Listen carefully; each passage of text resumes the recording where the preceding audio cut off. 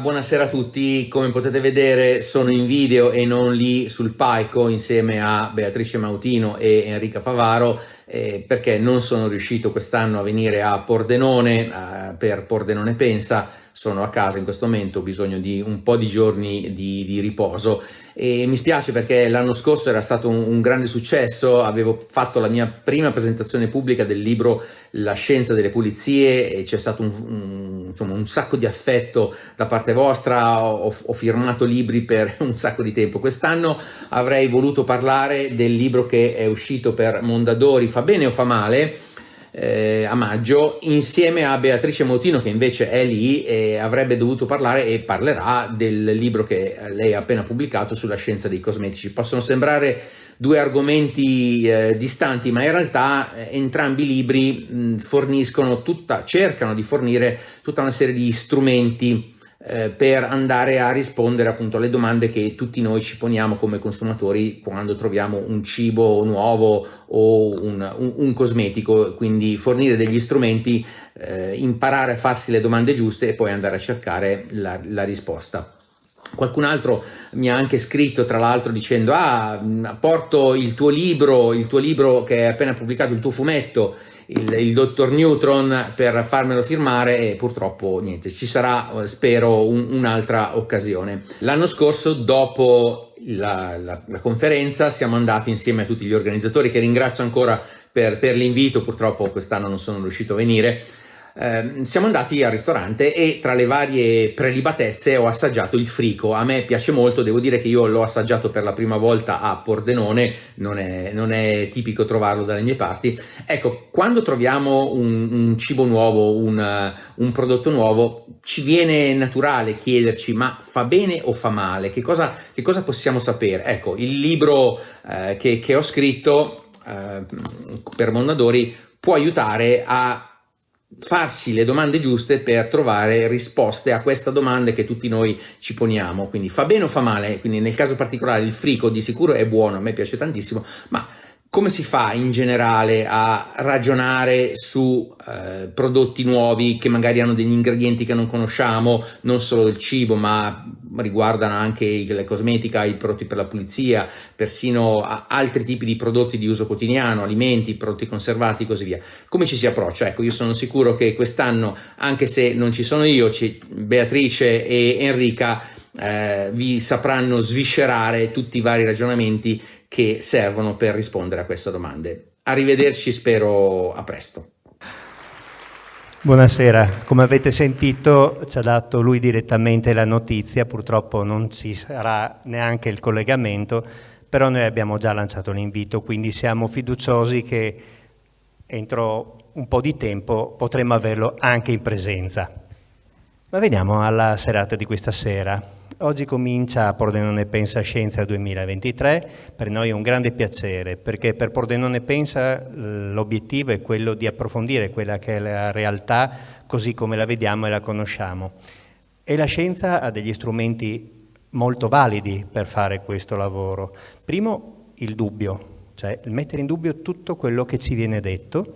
Secondo, l'utilizzare dei metodi analitici per capire cosa c'è di vero, cosa c'è di falso, cosa c'è di buono, cosa c'è di cattivo. Terzo, il confrontarsi non sul secondo me, ma portando dei fatti a provare quello che stiamo dicendo. Ma è arrivato il momento di parlare della serata di oggi. Abbiamo visto Dario Bressanini che ha già introdotto gli argomenti che affronteremo e quindi è il momento di invitare sul palco la nostra intervistatrice di questa sera, che è Enrica Favaro, medico e biotecnologa.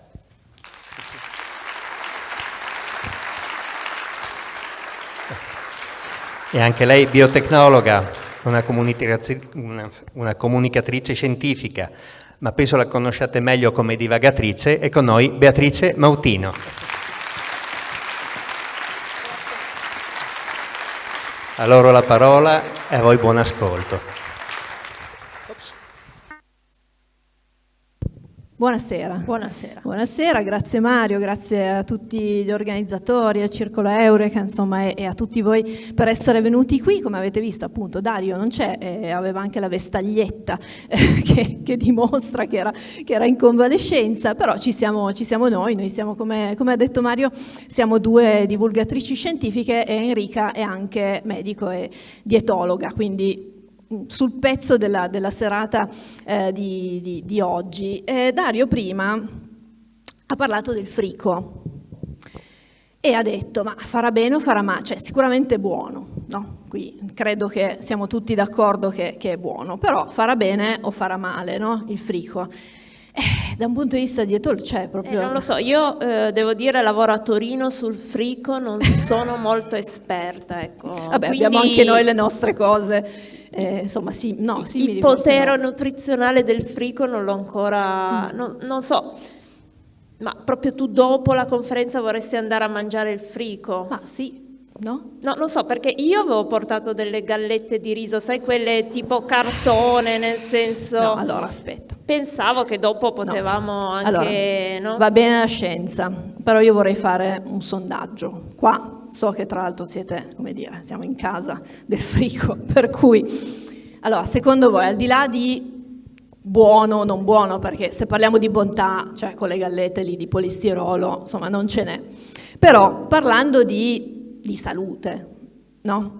Se io dicessi è meglio il frico o sono meglio le gallette? In sincerità, quindi non devono parlare i pordenonesi o come si dice? Cordenonensi, quelli, ecco. Chi vota per il frico? Più salutare?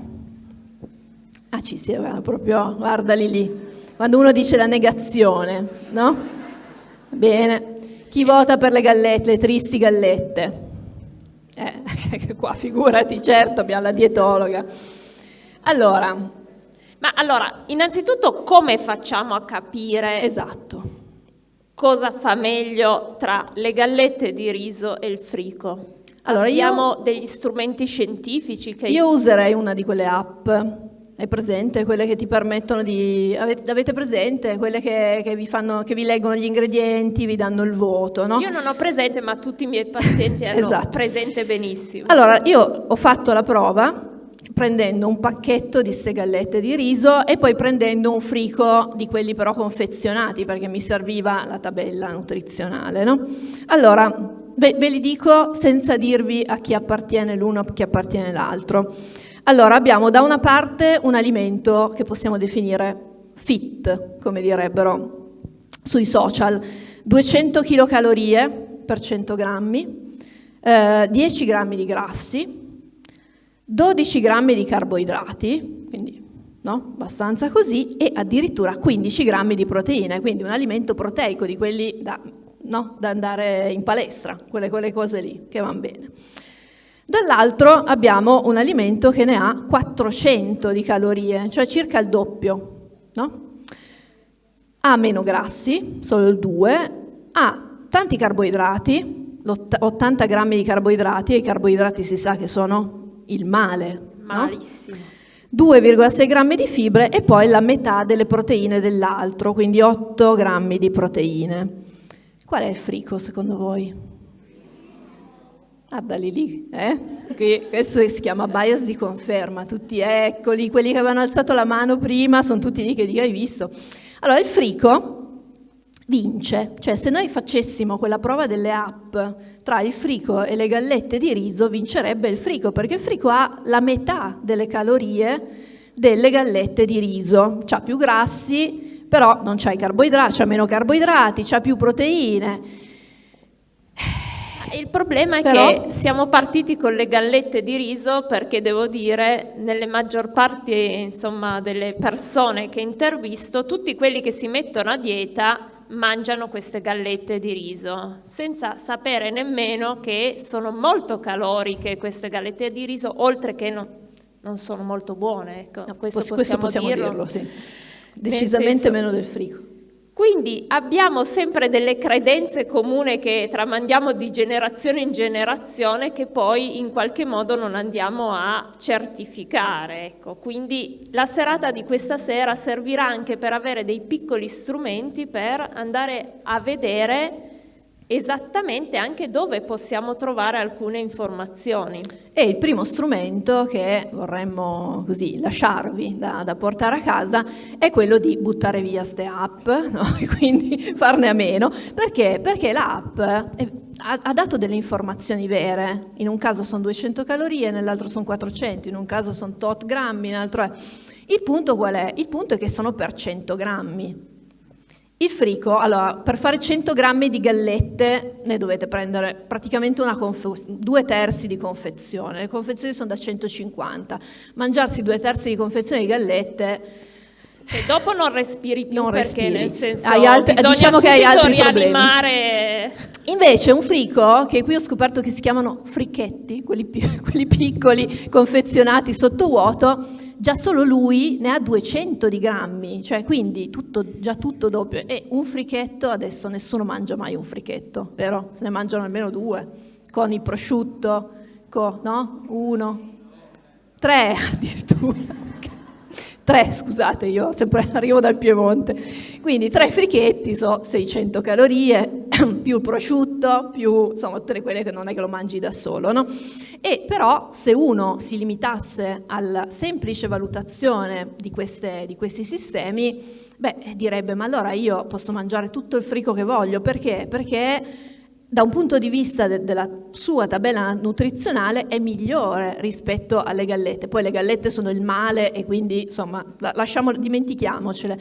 Però il primo punto è quello che potremmo riassumere con è la somma che fa il totale. Quindi è la somma di tutto quello che noi mangiamo che fa il totale, poi non solo delle calorie, ma in generale della nostra alimentazione. E questi sistemi, lo spiega anche bene Dario nel libro che vi ha mostrato, questi sistemi banalizzano molto tutte le cose, le riducono a dei singoli pezzetti, no? Quindi tu dici: io mangio quello perché c'ha tante proteine. E però tu quella cosa lì la devi mettere all'interno, no, di un'alimentazione, la devi mettere insieme a tante altre cose, devi valutare quanto ne mangi, perché cioè, tu puoi mangiare una roba che è tutta verde per queste app, però se te ne mangi un bancale magari non va bene, no? Bancale si dice anche qui, vero? Sì. Ecco, magari non va bene, e quindi è la somma che fa il totale. Ecco, mi ricordo questa frase, la somma che fa il totale, una volta intervisto una signora. Quando lei dice intervista intende il medico che parla col paziente, non è un'intervista da giornalista. No, perché a volte è un'intervista, perché quando chiedi, nel senso, cosa mangia, nessuno mangia mai niente, nel senso dice: vabbè signora, siamo contenti, però è qua, vuole una dieta, allora forse qualcosa mangia. Allora poi inizi un po' a intervistare, dici: ma la mattina colazione, ma quelle 5 brioche, va bene, comunque niente, nel senso andiamo avanti. Comunque andando è avanti, il pasto più importante della giornata. Andando avanti nell'intervista della signora, che apparentemente non mangiava niente, ma non perdeva mai nemmeno un grammo, poi ho detto: ma di notte le capita magari che si sveglia? Perché poi la notte è sempre la parte, insomma, più segreta, che bisogna arrivarci con calma. Mi fa: ma sì dottoressa, ogni tanto di notte mi sveglio, apro il frigo e qualcosina mangio. Allora ho detto: vabbè, ma questo qualcosina che cos'è? Ma no, sa, nel senso arrivo e prendo dei mini ciccioli, ne mangio un po' e poi torno a dormire. Io che non sapevo nemmeno cosa fossero i ciccioli. Ha chiesto a me: ma cosa sono i ciccioli? Io ho detto: ma è l'essenza del grasso, cioè perché è grasso fritto nel grasso, cioè quindi proprio grasso proprio al quadrato. Comunque questa signora ingenuamente pensava che i minociccioli la sera, nel senso te ne mangi anche 10, ma via, nel senso come se fossero proprio... Quindi le ho detto: signora, poi alla fine forse è la somma che fa il tutto. La somma dei ciccioli. La somma dei 10 ciccioli che bastano per il fabbisogno calorico dell'anno, nel senso probabilmente. Probabilmente. Questa storia qua della signora dei ciccioli, che poi tra l'altro c'è i ciccioli la sera, vabbè, comunque. La notte. La Poi notte. diceva che dopo aveva un po' di difficoltà a dormire. Questa storia dei ciccioli fa aprire un secondo capitolo, che è un altro degli strumenti che vorremmo che vi portaste a casa, che è quello che a volte noi ci fissiamo un po' sulle cose, cioè ci mettiamo in testa delle cose, delle convinzioni che arrivano dalla nostra famiglia, dalla nostra storia, da cose che abbiamo sentito, oppure da robe che abbiamo iniziato a fare e che poi sono difficili, no, da sradicare. Te ne dico una. Il collagene. Vedo le signore, collagene.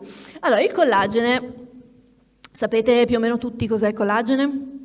È un parente dei ciccioli, nel senso che è anche lui di origine animale, non è grasso, è una proteina, c'è solo negli animali, anche se adesso vedete le pubblicità con su scritto collagene vegetale, non esiste quella cosa lì, è un nome commerciale che hanno dato a una cosa che non c'entra niente, ma l'hanno chiamata collagene vegetale per richiamare il collagene. È una proteina animale che noi abbiamo nel nostro corpo, rappresenta 1/3 di tutte le nostre proteine e noi abbiamo 1/5 del nostro peso, mi corregga dottoressa, che è fatto dalle proteine. Quindi una persona di 60 kg ha 12 kg di proteine e quindi 4 kg di collagene. Quindi ognuno di noi, chi pesa 60 kg, chi ne pesa di più, ne ha di più, con proporzioni un po' diverse.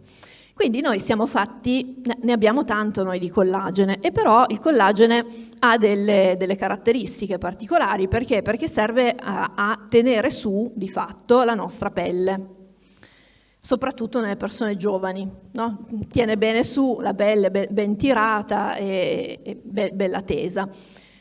Forma una specie di rete che tiene tutto così elastico. Quando invecchiamo, il collagene un po' ne produciamo di meno e quindi già sta impalcatura, poverina, è un po' indebolita. E dall'altro tutto quello che facciamo nel corso della nostra vita, da prendere il sole, fumare, bere, mangiare male, mangiare i ciccioli, tutte queste cose qui, fanno sì che la nostra impalcatura di collagene venga attaccata. E quello che succede quando tu attacchi l'impalcatura è che crolla tutto in maniera misera e quindi cala la pelle, formano le rughe, insomma tutte queste cose che tutte noi con una certa età conosciamo. Qual è il pensiero che allora tutte più o meno facciamo? Se io ho meno collagene, lo posso mettere da fuori, no? Cioè, quindi se io produco poco collagene, cosa posso fare? Posso o spalmarmelo e sperare che penetri, vada giù in profondità e riformi questa cosa, oppure me lo mangio, no? E me lo mangio nella forma di polverine, pasticche, integratori di vario tipo. C'è qualcuno qua che mangia il collagene? Sono sicura. Prima col frico tutti ad alzare le mani, adesso... I ciccioli non l'abbiamo chiesti, no, ma non è zona questa, credo, di ciccioli. Sono sicura che qui c'è qualcuno che mangia, perché è molto diffuso. Ah, c'è, eccolo, lei mangia collagene? Eccolo lì. Allora, quel tipo di collagene lì piace molto anche a me, devo dire. È un integratore che secondo me funziona particolarmente bene. Trippe, ma anche la panna cotta, devo dire, dalle nostre parti è molto buona. E molte persone comprano appunto questi integratori, non nella forma di trippa, ma nella forma di polverina oppure di pasticca. Perché? Perché gli viene detto che questa cosa va a ricostituire il collagene che loro perdono nella vita. Allora io mi sono messa lì, a un certo punto ho fatto un po' di conti, no? Ho detto, ma noi abbiamo appunto sti 4 kg di collagene, quando noi ne mangiamo 20 grammi in una polverina, cioè 20 grammi su 4 kg, cosa vuoi che faccia? Cioè è come mettere una goccia in una piscina, no? Cioè non è che Però va bene, tu lo prendi tutti i giorni, no? Ti impegni tutti i giorni, ti mangi sti 20 grammi di collagene, ti mangi la trippa tutti i giorni e alla fine però che cosa succede? Succede che il nostro organismo il collagene lo digerisce, lo prende, una proteina, la smonta in tutte le sue piccole parti che si chiamano amminoacidi e cosa fa con questi amminoacidi? Quello che vuole. Non quello che vogliamo noi, fa quello che vuole il nostro organismo, fa quello che vogliono le cellule, cioè produce proteine di qualsiasi tipo che gli servono e non va a produrre il nostro collagene, magari lo fa anche, ma non è che se uno mangia collagene ottiene collagene, non funziona così. E quindi alla fine, poi ci sono anche stati degli esperimenti, al di là del mio ragionamento, viene fuori che mangiare questi integratori di collagene non cambia niente sulla caduta della pelle. Niente impalcatura. Niente impalcatura, non vai a ricostituire l'impalcatura, nemmeno con le creme, no? Riesci a ricostituire l'impalcatura. Quando io ho detto questa cosa, ho ricevuto un sacco di reazioni, alcune positive, del tipo finalmente risparmio, poche, tante molto negative. Ma tanto negative, ma arrabbiatissime, ma proprio, vabbè, da quelli che lo vendono uno se lo aspetta, però da quelli che lo comprano uno non se l'aspetta tanto, perché dici, ma caspita, cioè io ti ho detto una cosa che ti permette, non so, di risparmiare dei soldi, oppure di non illuderti, no? O magari di prendere questi soldi e comprarti la trippa se vuoi, cioè piuttosto, no? Compri molto, tra l'altro costa molto meno la trippa del collagene puro. E invece le reazioni, al di là della rabbia, sono sempre un po' del tipo, sì va bene, ma io lo prendo e da quando lo prendo i miei capelli, che non hanno niente a che vedere col collagene, cioè i capelli sono fatti di cheratina, non c'entra niente il collagene, sono più belli. Oppure sì, ma lo prendo per le ossa, ma le ossa non sono fatte di collagene, sono dei tentativi, diciamo così, di giustificare una pratica che evidentemente fa stare bene per qualche motivo, anche solo per dire faccio qualcosa per cercare di fermare sto crollo devastante e irreversibile che mi porterà lentamente alla morte. Così. Però uno non dice lo faccio per questa cosa qui, no?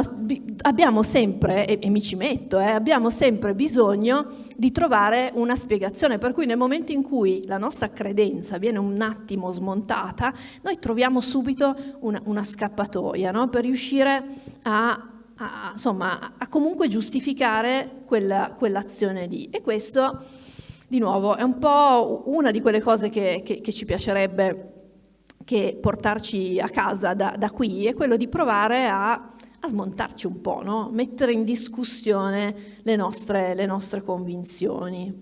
Ma come mai facciamo questo? Cioè come mai ci fissiamo sempre sulle stesse cose? Ci fissiamo sulle stesse cose perché siamo esseri umani e la nostra mente ci porta intanto a trovare delle cose che confermino in qualche modo quello che noi pensiamo, quello che prima dicevo, il pregiudizio di conferma o bias di conferma, è una delle cose che muove molto le nostre azioni.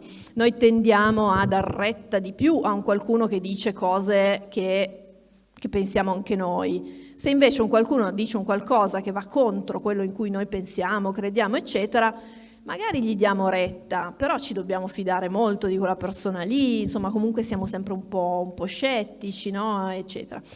E dall'altra parte c'è tutto il mondo del marketing e delle aziende che conosce benissimo questa nostra debolezza di esseri umani e quindi la usa per spingere all'acquisto di certe cose. Tra l'altro nell'incontro di domani se ne parlerà, quello dedicato al neuromarketing, si parlerà proprio di come si utilizzano queste dinamiche del nostro cervello per produrre delle campagne di marketing che vadano proprio a colpire nel segno. Poi la persona che ne parlerà, Simona Ruffino, lei ha anche un approccio molto etico a queste cose, quindi dice vabbè, a un certo punto però fermiamoci, no? Insomma mettiamo un paletto, però non sempre ci si ferma di fronte a queste cose qui, no? E quindi abbiamo un sacco di pubblicità che vanno molto in quella direzione lì di darci quello che noi, cioè la soluzione semplice al problema complesso. E tu sicuramente in ambito alimentare di robe così te ne vengono in mente 1000. Adesso 1000? Due. Allora, a me vengono in mente due parole, light e energy. Cioè tutti quelli che vengono quando appunto l'intervista è un po' lungo, poi tutti mangiano questo cibo light, vabbè. Nel senso il cracker light, il grissino light, La ricotta che già è triste. la ricotta light, oppure la bevanda, no, perché dici cosa beve? Ah, bevanda energy. Questa bevanda energy da cosa è fatta? No, ma è energy e io quando la bevo poi sto meglio, va bene, nel senso, quindi poi quando cerchi di togliergli la bevanda energy vanno in crisi, nel senso lì è proprio appunto. Senz'altro il mercato cerca di far forza sul nostro bisogno del cibo light, del cibo leggero, però si è visto e ci sono degli studi che dimostrano che se uno mangia cibo light ne mangia di più, perché tanto è light, quindi alla fine fa lo stesso, no? Se uno beve acqua ne può bere quanta vuole, se beve bevanda energy magari con anche zucchero ma non ci pensa perché comunque la bevanda è energy e quindi avanti. Tutti questi sono dei sistemi a cui non pensiamo, perché io devo dire anch'io magari quando compro i cracker li compro light perché dici vabbè. Io no, si vede la differenza peraltro.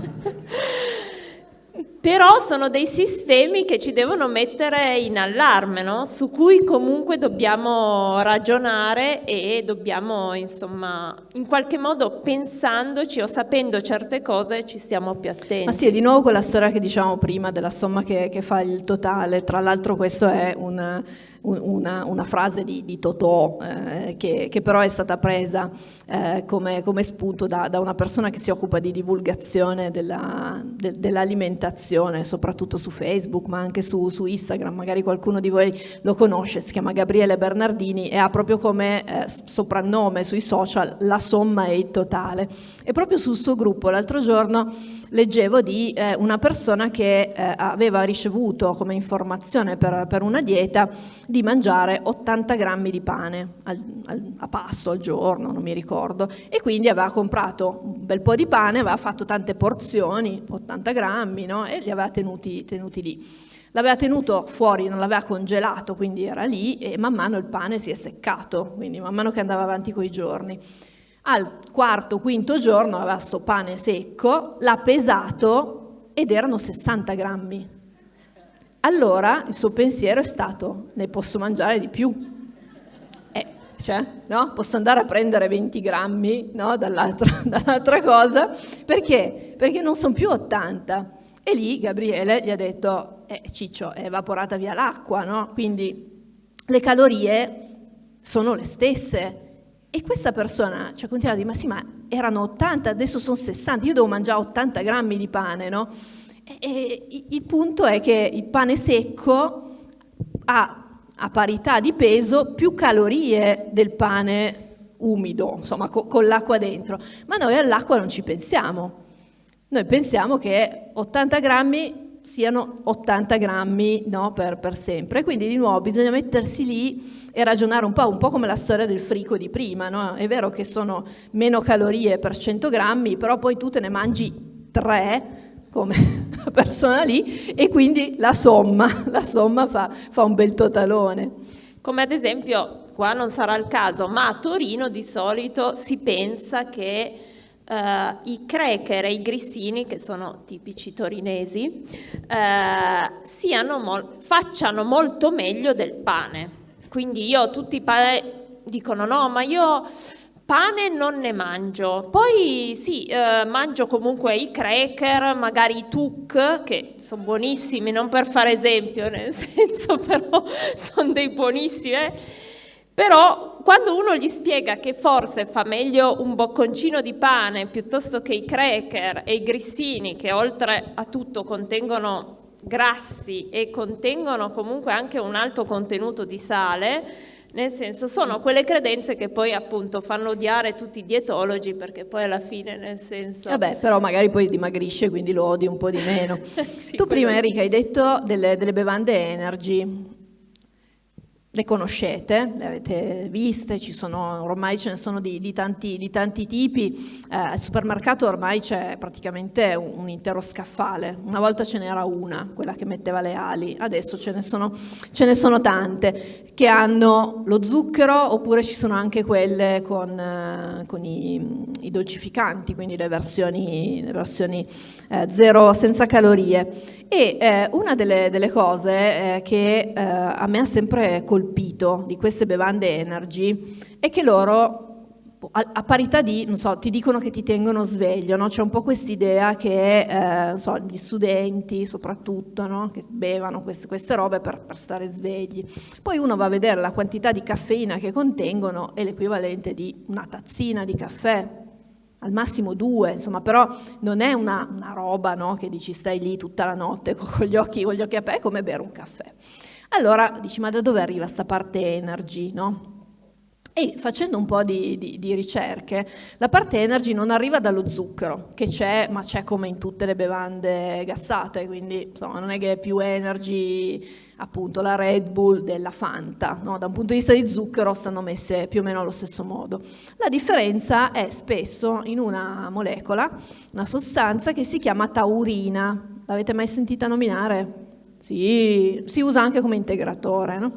La taurina è un amminoacido, anche se non viene usato per fare le proteine, sta in forma libera nel nostro corpo, viene usato per fare un sacco di robe dalle nostre cellule e ha una storia un po' particolare, nel senso che intanto ha un bel nome, no? Taurina, e si chiama così perché è stata estratta per la prima volta dalla bile dei bovini, quindi toro, taurina.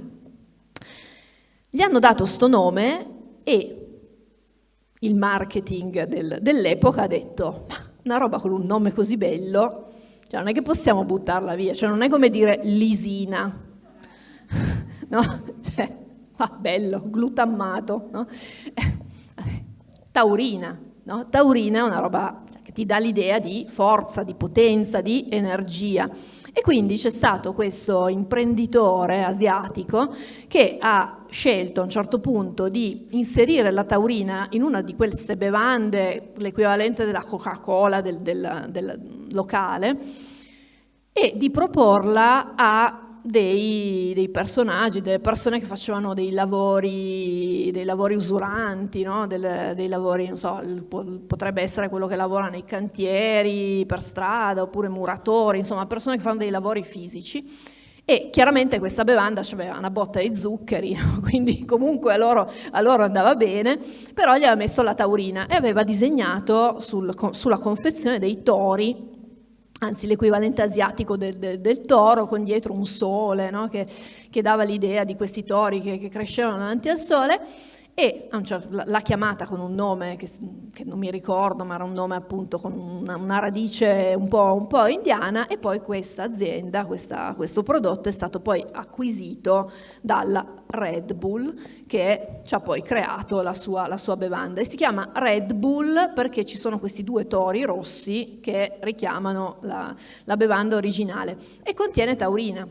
E questa taurina, gli scienziati a un certo punto hanno detto, vabbè, andiamo a vedere, misuriamo, no? Quelli che come Enrica si mettono lì, fanno l'analisi del sangue delle persone, vanno a vedere, e hanno fatto degli studi per capire se sta taurina poteva essere in qualche modo utile a qualcosa. Non hanno trovato granché, devo dire. A un certo punto sono andati negli animali, nei topi, e gli hanno fatto quegli studi classici dove gli danno tanto da mangiare, no? di un singolo alimento, li racconta anche bene Dario nel suo libro, per vedere se in grandissime quantità fa qualche effetto, e hanno visto che nei topi allungava di un pochino la vita del topo, di qualche settimana, che però per un topo insomma non è poco. Quando hanno provato a trasferire, non hanno fatto l'esperimento con gli uomini, nel senso che non è che puoi andare da una persona e dargli dei sacchi di taurina e dirgli mangiali, insomma, nessuno lo farebbe, nessun comitato etico lo approverebbe, però hanno detto vabbè, proviamo a trasportare l'esperienza del topo negli esseri umani, e hanno visto che per avere un minimo effetto positivo, mettiamola così, una persona dovrebbe bersi qualcosa tipo 60 lattine di Red Bull o di bevanda equivalente al giorno, e quindi poi avresti tutti gli altri problemi di zuccheri, no? E di tutte le altre cose, per cui quella cosa lì dici vabbè, alla fine è venuta meno, se tu ne bevi una lattina la taurina è come se non ci fosse, nel senso che non ti fa niente, però la potenza di un nome, del nome giusto, ti riesce a creare un immaginario e probabilmente ti crea anche un effetto tipo l'effetto placebo, no, di te che bevi questa cosa e ti senti davvero più energetico, un po' come i tuoi pazienti, no? Quindi ti senti davvero che hai più energia, ti senti un toro perché hai bevuto sta roba con la taurina. Io devo dire che comunque faccio poco sport, ma quando vado ogni tanto a fare sci alpinismo, che è uno sport tremendo, bellissimo, ma tremendo, io comunque la bevanda Energy o la barretta su cui è scritto Energy me la porto, perché comunque... Perché sei umana anche tu, anche se sei un anch'io, medico e sei una dietologa. Fa bene o fa male, però nel senso siamo umani in questo. Ecco, un'altra cosa che ti volevo chiedere era questa. Spesso i pazienti arrivano ed è sempre di più che ti portano degli studi, no? Nel senso, questo fa piacere perché comunque...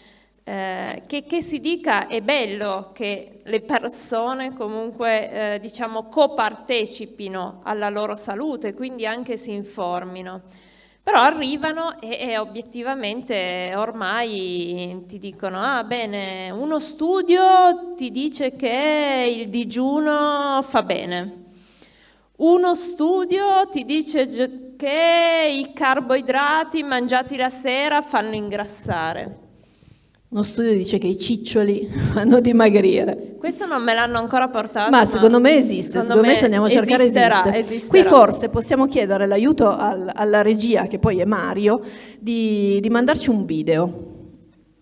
No, o quello di Dario con la vestaglia. Una ricerca inglese ha evidenziato che la carne rossa fa bene al cervello e ai muscoli. Un'altra ricerca afferma che la carne rossa aumenta le probabilità di ammalarsi di cancro del 98%. Nonostante migliori le prestazioni sessuali.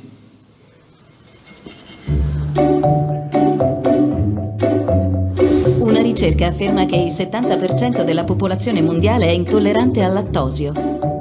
Un'altra ricerca dice che 7 celiaci su 10 non sanno di esserlo. L'olio di palma contenuto nella cioccolata aumenta del 56% la possibilità di morte precoce. Un'altra ricerca afferma che... Pure la mela? Afferma che una mela al giorno toglie il medico di torno. Senza buccia, altrimenti cancro. Una ricerca neozelandese dice che l'acqua si può bere. Anzi, un'altra ricerca dice che un bicchiere d'acqua con mezzo cucchiaino di bicarbonato e succo di limone aiuta a curare il cancro. La stessa ricerca dice che se però il cancro non ce l'hai, te lo fa venire. Secondo una ricerca dell'Università di Harvard, ogni volta che si tira lo sciacquone, i germi contenuti nella tazza possono essere nebulizzati fino a 1,8 metri di distanza. Attenzione, si possono depositare perfino sullo spazzolino da denti. I germi si insinuano tra le spatole ed è impossibile eliminarli tutti. Una ricerca svedese conclude che conviene accettarli e conviverci. Secondo un gruppo di esperti britannici, nella barba si annidano numerosi batteri di diverso tipo che favoriscono la diffusione di malattie. Nella barba sono presenti anche tracce di feci. Una ricerca scozzese però ha dimostrato che le donne sono attratte dagli uomini con la barba. Gli scienziati dicono che il pizzetto invece è da sfigati. Secondo uno studio iberico, farsi troppe docce aumenta il rischio di infezioni alla pelle. Una ricerca israeliana, di contro, dice che se non ti lavi, puzzi. L'importante è non usare i prodotti in commercio che compromettono il pH della pelle. Bisogna utilizzare solo prodotti naturali: olio d'oliva, 2 uova, burro, farina, 100 g di zucchero, granella di nocciole, infornate a 180 gradi per 30 minuti circa e buon appetito. Ah no, scusa, questa è la ricetta del ciambellone. Errore mio. Una ricerca dice che stare al computer nella posizione errata può provocare mal di schiena e cervicali. La parte lombare della colonna deve essere appoggiata allo schienale del divano. Lo spazio tra la schiena e le cosce deve disegnare un angolo dai 90 ai 110 gradi. È necessario appoggiare la testa per rilassare la muscolatura. Una ricerca argentina ha dimostrato che il wifi del computer portatile causa la sterilità.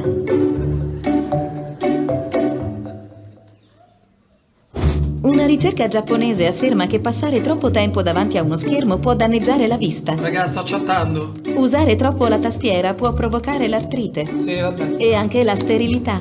Meglio così. Secondo un recente studio, il 90% delle donne si lamenta che gli uomini chattano troppo e non hanno le palle di chiamarle. Uè, carissima! Vai, Una ricerca francese afferma che tenere il cellulare all'orecchio provoca il cancro al cervello. Aspetta un secondo. Eccomi qua! Sì, quindi anche tu da Una ottobre. ricerca brasiliana Sì, dice vabbè, che la il bilancia. cellulare in tasca causa Sì. l'impotenza. Che mese? Certo. Una non ricerca è cilena detto. afferma che passare troppo tempo... Basta. Ti prego, lasciami vivere. Io non ce la faccio più, vorrei vivere. Mi lasci vivere, ti prego. Senti un po', cos'è che diceva questa ricerca cilena? Vai, sentiamo. Quindi adesso lo vuoi sapere? Vorrei saperlo, sono curioso. Ormai è tardi. Dai. No, adesso non te lo dico più. Se certe ricerche sembrano dare i numeri, vieni a scoprire la ricerca che conta. Frascatiscienza.it. Allora, questo è un video fatto dagli amici di Frascati Scienza qualche anno fa. Fa ridere, fa molto ridere, ma è anche abbastanza realistico, perché loro, vabbè, alcune cose sono ovviamente inventate, ma molte le avevano prese da titoli di giornali veri. E c'è un po' quest'idea, c'è questa percezione, no? Che un giorno leggi che una cosa ti fa guarire dal cancro, il giorno dopo che te la fa venire, un giorno il cioccolato va bene, il giorno dopo il cioccolato va male. E uno, no, che legge questi titoli dice, boh, la scienza allora è fatta da dei pazzi, no? Che cambiano idea da un giorno all'altro e non si sa più a chi credere, no? Ma io come faccio a districarmi in questo ginepraio? Come cioè, ci si sente un po' così, no? Un po' della serie, vabbè, basta, lasciami vivere, no? Non voglio più sentire niente. Sì, sul cibo e su tutte le cose fa bene e fa male, è sempre così, nel senso che effettivamente anche per gli esperti è difficile stare al passo con le diverse scoperte e i diversi studi, però abbiamo dei sistemi di riferimento, no? Sì, abbiamo tanti sistemi di riferimento, gli studi che si citano spesso nei giornali come titoli sono studi singoli, quindi lo studio dice che infatti ti dicono proprio questo. E il punto è che intanto non tutti gli studi sono fatti bene. Questa è una cosa che dici, ma sono scienziati, ho capito, ma anche gli scienziati lavorano male, cioè così come ci sono i cuochi che lavorano male e i muratori che lavorano male, ci sono anche gli scienziati che lavorano male, o perché proprio non sono capaci, succede, oppure perché magari ci sono degli errori di cui non si accorgono, che passano e che vengono pubblicati. A volte ci sono ricerche che sono totalmente inutili, no? Che vengono però pubblicate e quindi già bisogna imparare a fare una scrematura che non è alla portata di un comune cittadino, no? E la scrematura dovrebbe essere fatta e viene fatta dalla comunità scientifica, dovrebbe essere fatta a monte, no? Però non sempre appunto questo sistema funziona così bene.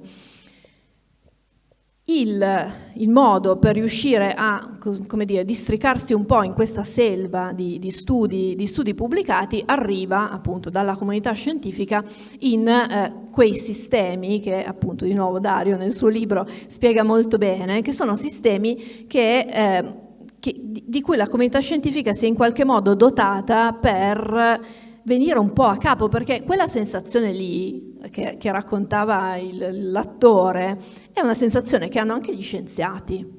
Quando uno scienziato si occupa di un tema, vede continuamente uscire studi su quel tema lì e alcuni sono fatti bene, altri sono fatti male, e quindi tra i vari modi che si sono inventati ci sono quelli degli studi di studi, cioè metti insieme tanti studi, si chiamano meta-analisi, quindi metti insieme tanti studi e vai a vedere il numero più alto possibile e vai a vedere complessivamente che cosa dicono. Quindi li metti tutti lì, li confronti, tiri, un po' come se tirassi le somme, no? E quindi tu li metti tutti vicini, soppesi, dici questo è fatto bene, forse no, questo è un po' debole, allora i suoi risultati valgono meno di quell'altro che invece è fatto molto bene, no? Da un punto di vista metodologico, e alla fine queste meta-analisi arrivano a una sorta di conclusione e dice: sulla base di tutti questi studi, anche se ci sono alcune ricerche che dicono questa cosa qui, il consenso, quindi questa parola che vuol dire proprio che c'è appunto un consenso tra scienziati, ci porta a dire che il cioccolato rende intelligenti. No, questo non lo dicono, però ci sono studi che dicono che il cioccolato rende intelligenti. Il livello delle meta-analisi è un livello abbastanza alto. Questo sistema che vi ho raccontato in 2 parole si chiama piramide degli studi scientifici. Dovete vedervelo appunto come una piramide, con alla base le cose che hanno meno valore prese singolarmente, il singolo studio, l'opinione dell'esperto, il report di qualche tipo, e poi man mano che si sale nella piramide si hanno delle solidità maggiori, e in cima alla piramide ci sono proprio questi studi di studi che prendono in esame tanti studi diversi e tirano un po' le somme. Sopra ancora c'è il lavoro che fanno gli enti scientifici, come nel caso degli alimenti l'EFSA, che è l'autorità europea per la sicurezza alimentare, nel caso mio dei cosmetici è il Comitato Scientifico per la Sicurezza dei Consumatori. Sono degli enti scientifici pubblici pagati da noi con le nostre tasse, che afferiscono alla Commissione europea e che hanno il compito, sono formati da centinaia di scienziati che hanno il compito specifico di analizzare tutti gli studi pubblicati su un singolo ingrediente e andare a vedere qual è il consenso, quindi tirare le somme di tutto quello che è stato pubblicato. Quindi è un lavoro immane, cioè voi immaginate che per un singolo ingrediente, ma non necessariamente tra quelli più famosi, ma la taurina, possono esistere centinaia di migliaia di studi.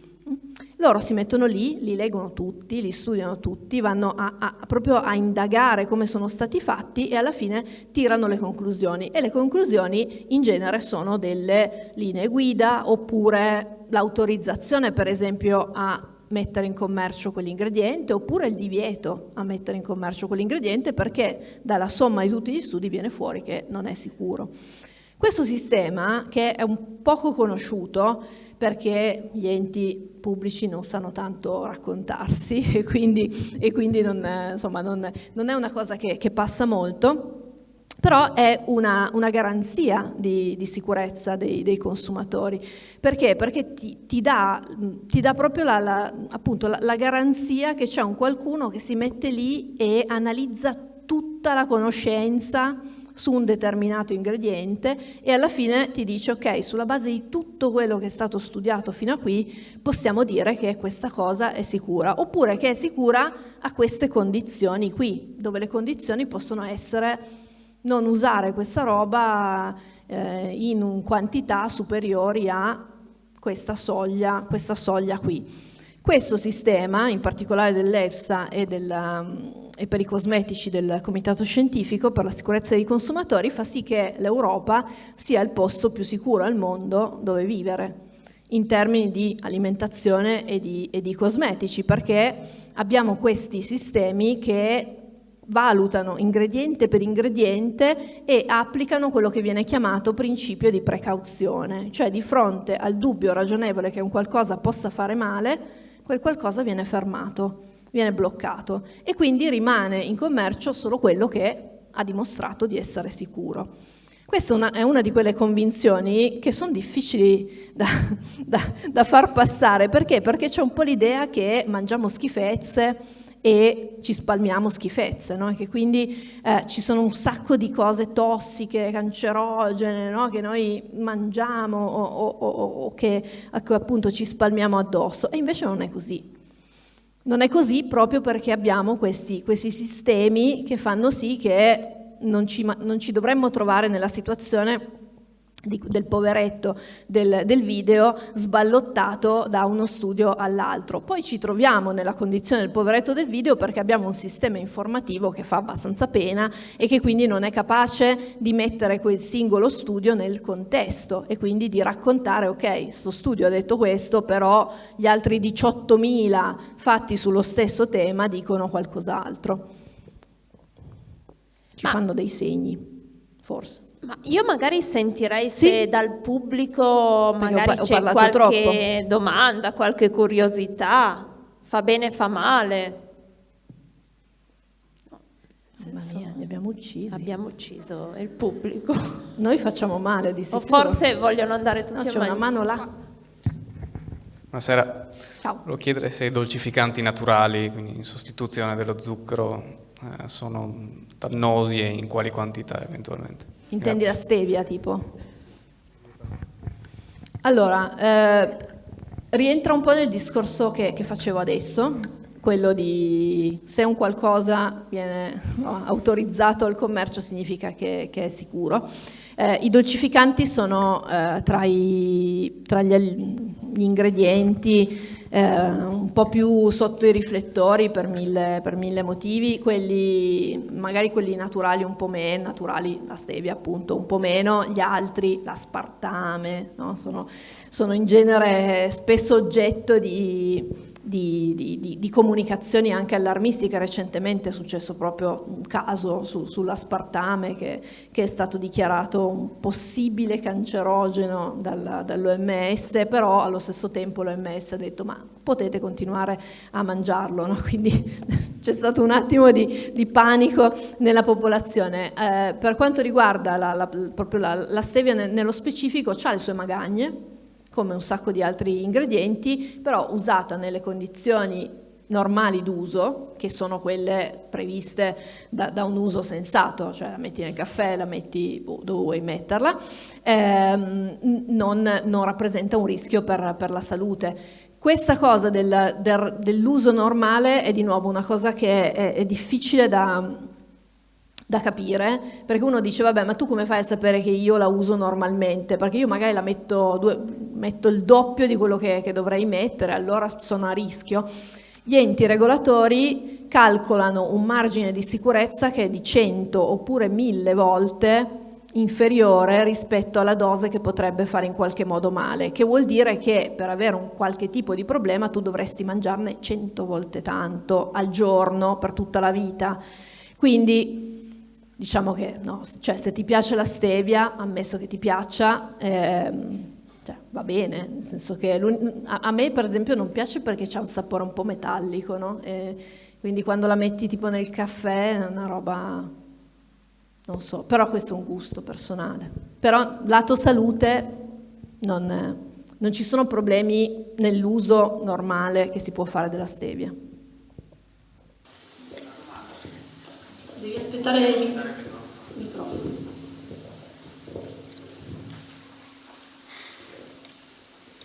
Ma dal punto di vista pratico, ha senso utilizzare i dolcificanti o la quantità è talmente ridotta che non cambia nulla rispetto alle calorie che una persona può, diciamo, consumare nella giornata? Come l'acqua povera di sodio, quando uno magari mangia la pasta dove mette il sale, però beve acqua povera di sodio. Tornando anche al marketing, diciamo. Posso essere sincera?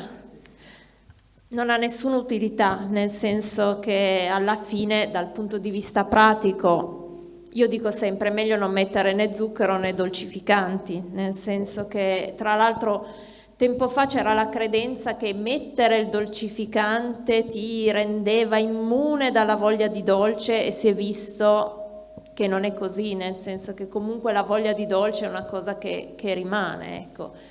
Anche in questo poi fa bene e fa male. Se a uno fa star bene mettere il dolcificante non crea danni, però nel senso, secondo me è un surplus che si potrebbe benissimo evitare, ecco, questa è la mia... Anche qui è una questione di somme totale, come dicevamo prima, le linee guida parlano di tot zuccheri liberi, non mi ricordo quanti grammi al giorno, 5, e quello è, se tu li superi è chiaro che c'è un problema, però c'è un problema di dieta, cioè quindi di alimentazione generale.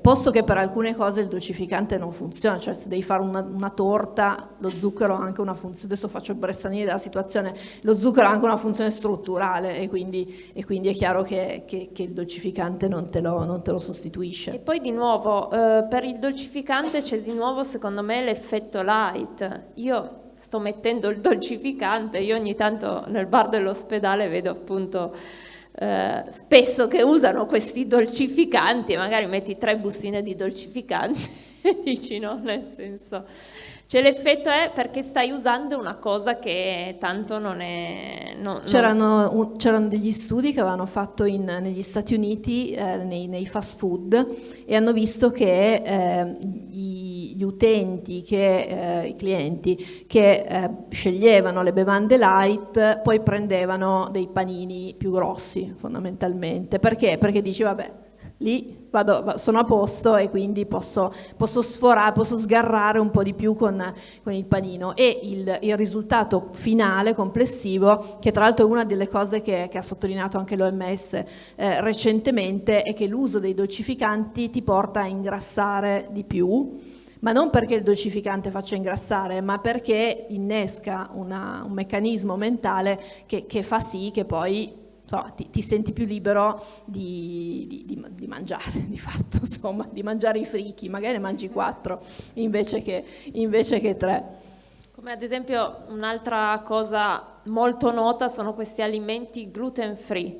La gente pensa che se mangio gluten free, anche se non sono celiaco, comunque sono cibi più sani. Sì, più dietetici. Più dietetici. In verità, per rendere più buoni i cibi gluten free, in verità le industrie comunque aggiungono molti, a volte zuccheri piuttosto che degli additivi, quindi a volte non è assolutamente vero che sono più dietetici, ecco. Ma perché di nuovo si rientra un po' in quelle convinzioni, no? che uno ha e su cui ci fissiamo, e poi è difficile, insomma, uscirne. Io ho ancora una cosa poi da dire prima di finire, però se ci sono domande, ci sono. Prima la dice, insomma, ha parlato delle sperimentazioni su animali, che è anche un trend, un topic molto caldo, no? Anche nel marketing viene sfruttato spesso per i cosmetici, no? Compriamo cosmetici che non sperimentano sugli animali perché è più etico, più ecologico, eccetera. Come gestiresti questa conversazione, diciamo, con un utente medio, no?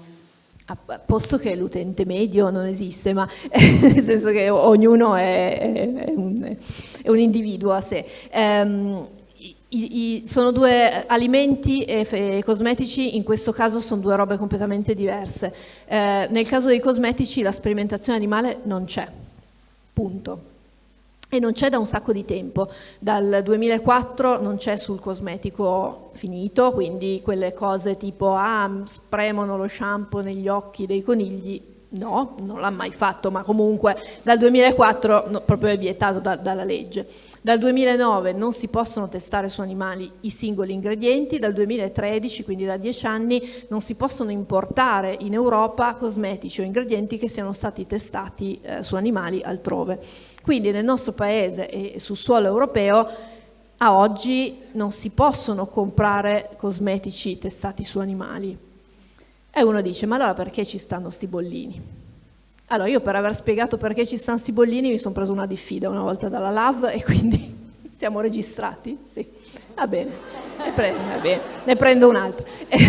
No, no, non tagliare. Una più, una meno. Sì, esatto.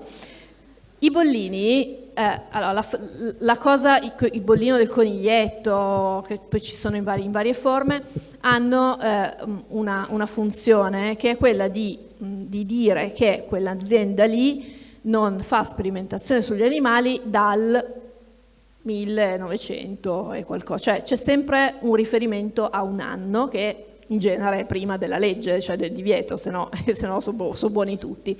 E quindi la certificazione del coniglietto ti dice quella cosa lì, cioè ti dice questa azienda non testa sugli animali da 3 anni prima del divieto, bravi. Inizialmente scrivevano un qualcosa tipo appunto non testato su animali, poi sono stati sanzionati dall'antitrust, non possono più farlo, adesso in genere c'è il simbolo del coniglietto e poi delle frasi tipo stop alla sperimentazione sugli animali, cioè delle cose che non collegano direttamente con il prodotto. Perché? Perché l'antitrust ha detto se tu scrivi che quella cosa lì non è testata su animali fai pensare che invece gli altri lo siano e non va bene perché gli altri non possono esserlo e quindi li ha obbligati a fare questa cosa. Perché le aziende mettono il simbolo del coniglietto? Lo mettono e ci investono dei soldi perché la certificazione ha un costo e questo è il motivo della diffida, diciamo, perché ho detto che la certificazione si paga, ma è la verità. Ha un costo, le aziende investono in quel costo lì perché vogliono raggiungere un mercato di persone sensibili ai diritti degli animali, che non sanno magari che c'è una legge che vieta questa cosa e quindi è un'azione di marketing legittima come tante altre. In genere i bollini che ci sono tutte azioni di marketing che dichiarano un qualcosa e cercano di raggiungere un pubblico, evidentemente ne hanno un ritorno, se no non lo farebbero. Nel caso degli alimenti la questione è diversa perché lì invece ci può essere, anzi in alcuni casi ci deve essere sperimentazione sugli animali come per i farmaci, come per molte altre cose, per garantire la sicurezza dei consumatori. I cosmetici è una storia un po' diversa perché sono considerati dei beni così voluttuari di cui possiamo fare a meno al di là di alcune cose e quindi le aziende si sono mosse per tempo, già prima del divieto, per produrre dei test alternativi. Non si riescono ancora a sostituire del tutto in altri ambiti. Poi non so se ho risposto all'utente medio, ma questo era. Saluto l'avvocato. Ti porterò il frico comunque. Frico, grazie. C'era ancora una domanda? Qui, 2. Anche qua, una, che di qua. 3, vabbè. Buonasera, io volevo chiedere, visto che anche nel video mostrato si parlava di intolleranza al lattosio, le bevande a base vegetale sostitutive del latte fanno male? Comprate il libro di Dario Bressanini poi speriamo che ci paghi dopo aver fatto sta promozione. Fanno male.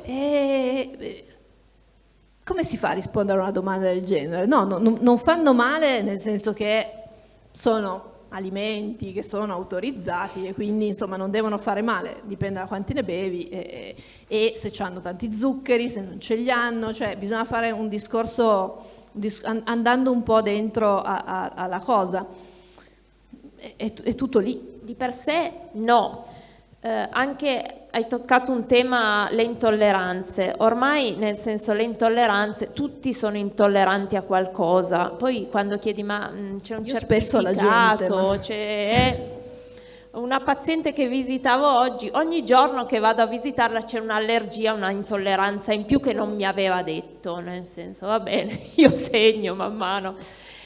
Ormai siamo nel mondo delle intolleranze, delle allergie che a volte ci inventiamo anche un po', nel senso che ci sono dei test scientifici per validare alcune intolleranze, alcuni tipi di...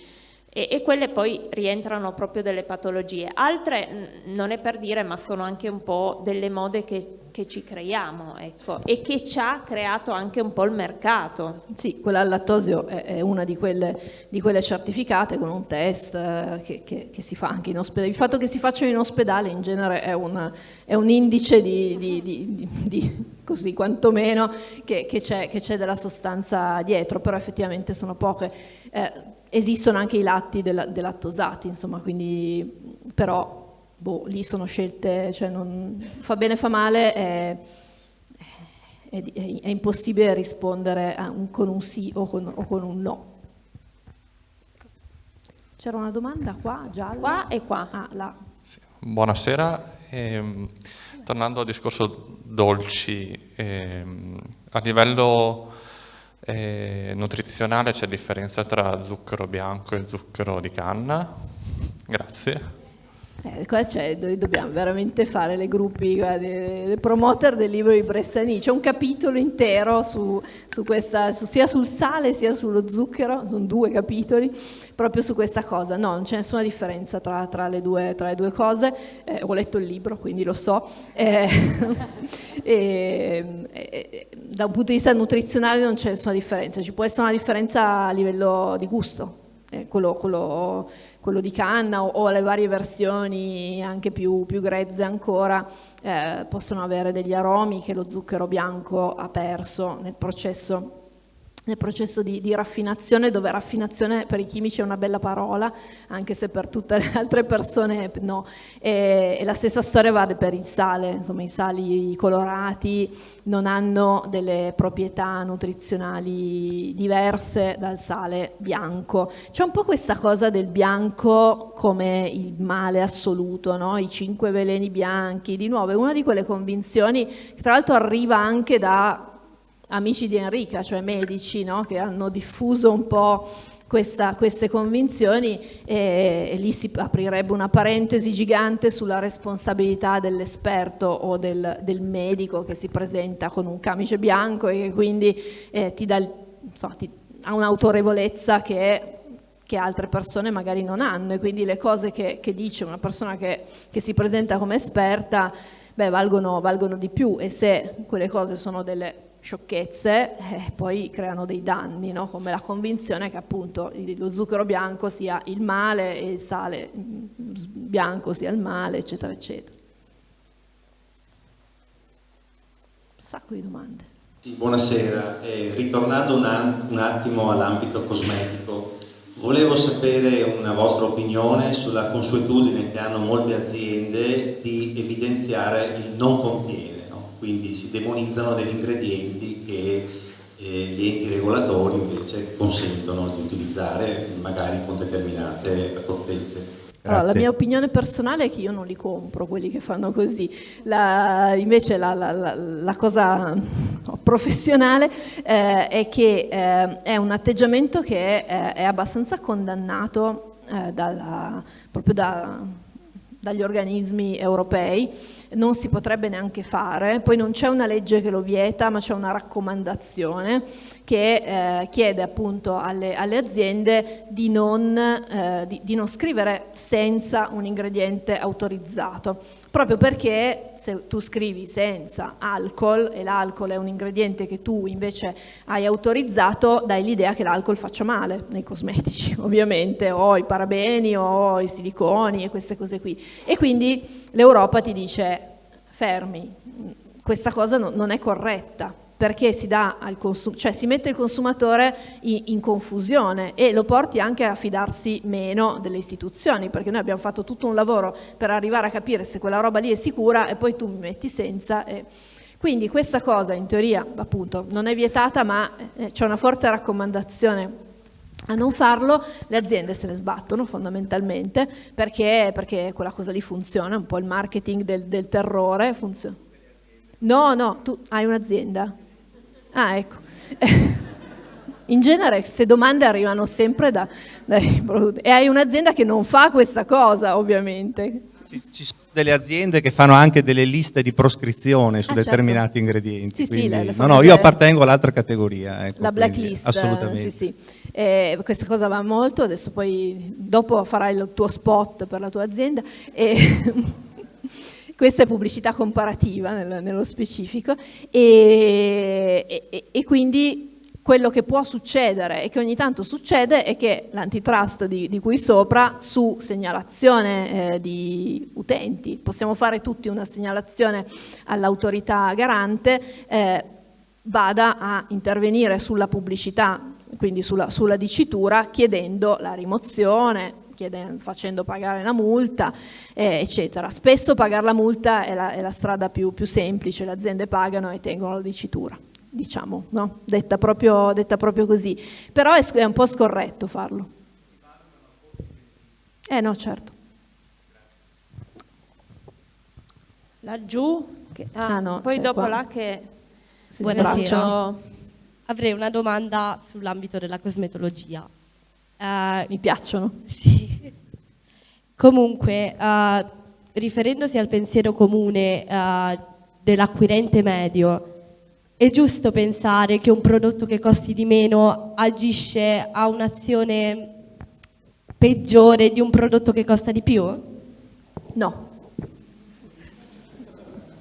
No. Cioè, allora, tu hai detto se è giusto pensarlo, in realtà lo pensiamo un po' tutti, no? Pensiamo tutti che un qualcosa di caro sia per forza di cose più efficace.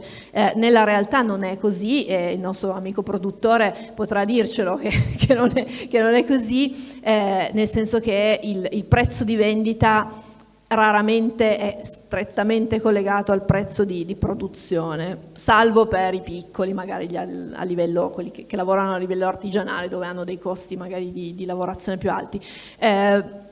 Se parliamo di cosmetici che troviamo in giro, supermercato, profumeria, eccetera, il prezzo di vendita è stabilito su parametri di marketing, quindi di posizionamento.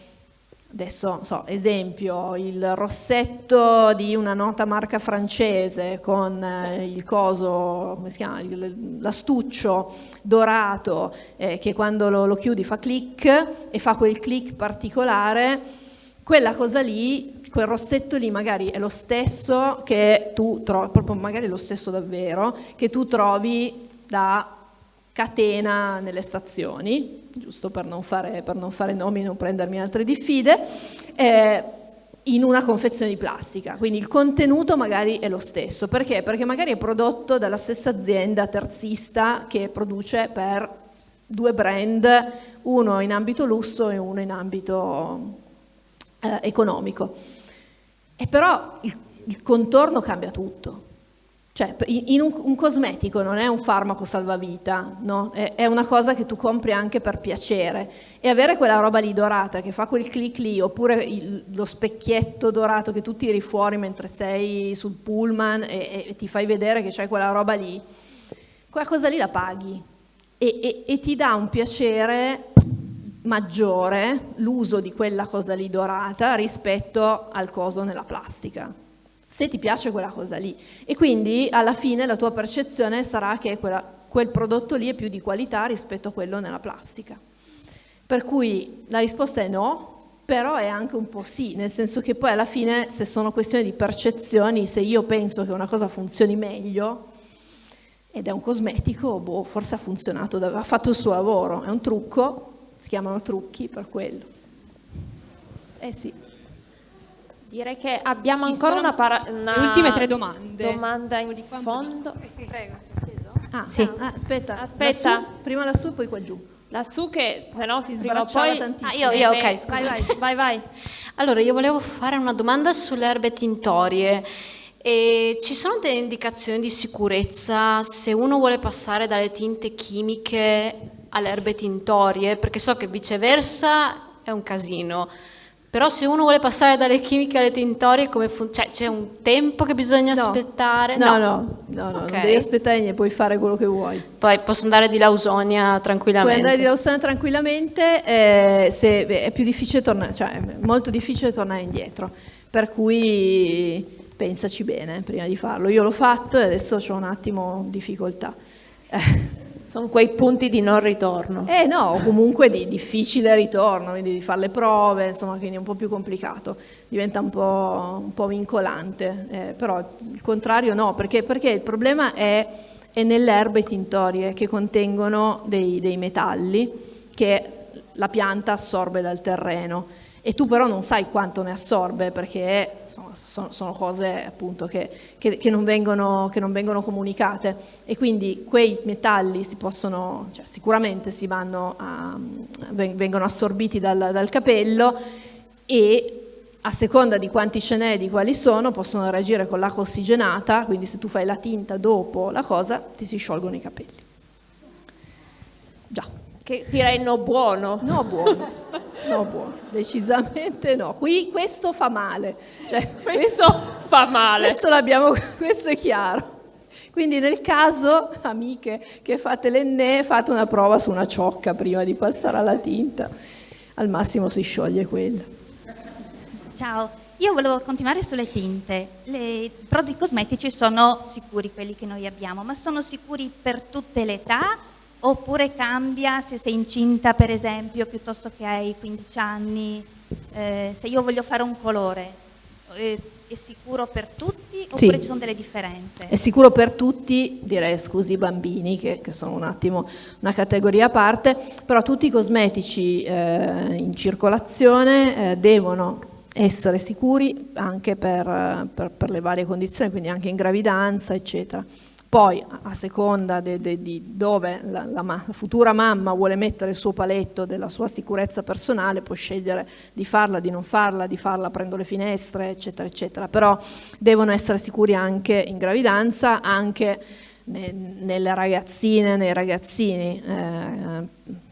Quindi sì.